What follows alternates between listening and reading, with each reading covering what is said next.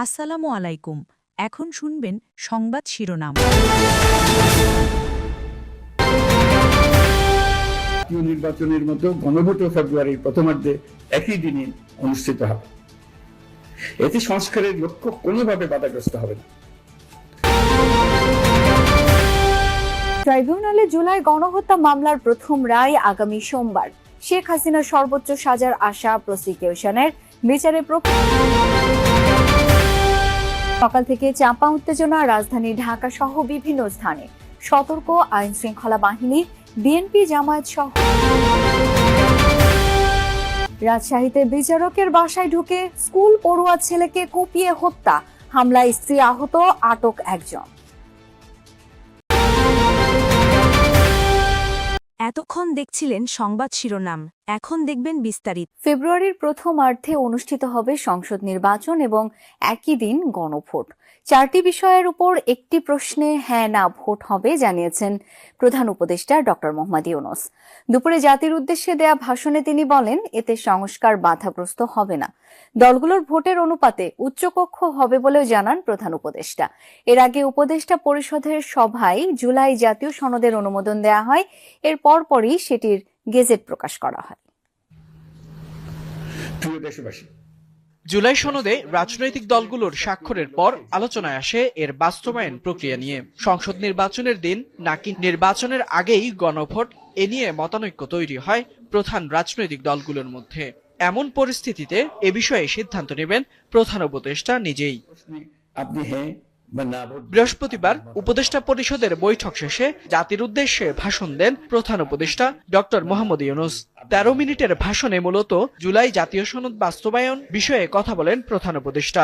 গণভোটের সংখ্যাগরিষ্ঠ ভোট জানান, জুলাই সনদের অনুমোদন দিয়েছে উপদেষ্টা পরিষদ। তিনি বলেন, সংস্কার ইস্যুতে বড় ধরনের কোনো মতপার্থক্য নেই। জুলাই সনদ একটি বড় কাজ বলে উল্লেখ করেন ডক্টর ইউনূস। রাজনৈতিক দলগুলো কর্তৃক স্বাক্ষরিত জুলাই সনদকে মূল দলিল হিসেবে ধরে নিয়ে অন্তর্বর্তী সরকার আজকের উপদেষ্টা মণ্ডলীর সভায় জুলাই জাতীয় সনদ সংবিধান সংস্কার বাস্তবায়ন আদেশ 2025 অনুমোদন করেছে। এটা বিরাট খবর। প্রয়োজনীয় স্বাক্ষর শেষে এটি ইতিমধ্যে গেজেট নোটিফিকেশন করার পর্যায়ে পৌঁছে গেছে।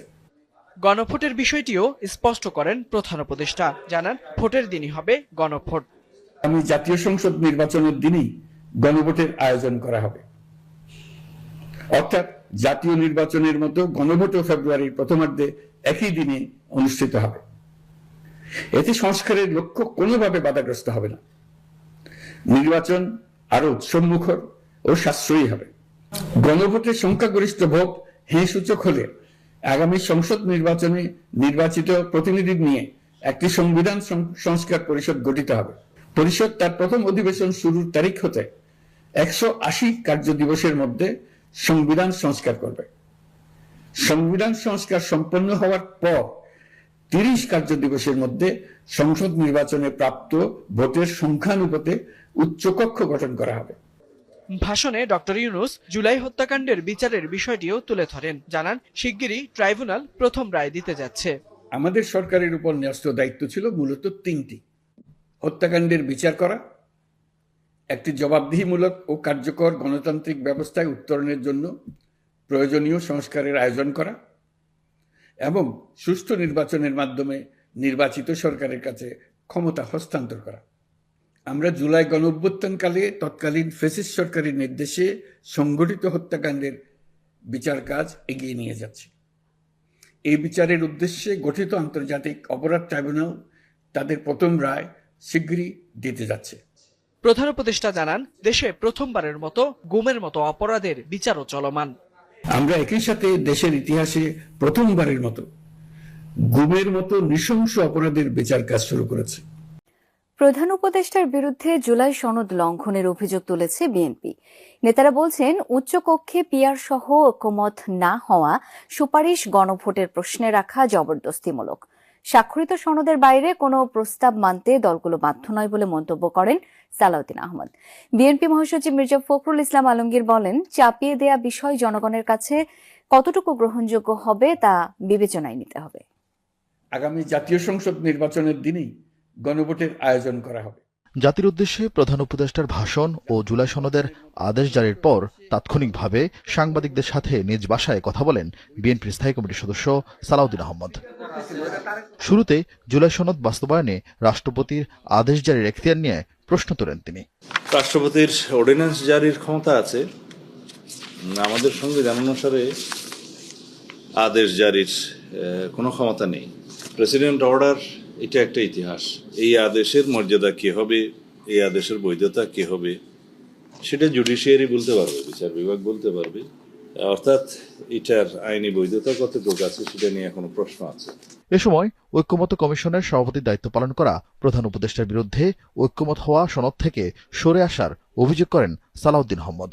বলেন, সংসদের উপর কোনো কিছু চাপিয়ে দেয়া সার্বভৌমত্বের উপর হস্তক্ষেপের শামিল। এতে ঐক্যের পরিবর্তে বিভাজন তৈরি হবে। সংবিধান সংস্কার পরিষদ গঠনের বিষয়ে কোনো আলোচনা ঐক্যমত্য কমিশনের এজেন্ডায় ছিল না, আলোচিতই হয়নি। ঐক্যমত্য হওয়ার কোনো বিষয় তো নাই। গণভোটের দিন এই 4টি বিষয়ের উপরে একটি মাত্র প্রশ্নে আপনি হ্যাঁ বা না ভোট দিবেন, তার মানে এটা একটা লিডিং কোয়েশ্চেন। যেমন আপার হাউস সংসদ ভোটারদের প্রাপ্ত ভোটের অনুপাতে হবে, সেই বিষয়টা তো এখানে জবরদস্তি করা হলো যে আপনি হয় পুরো হা বলবেন অথবা না বলবেন।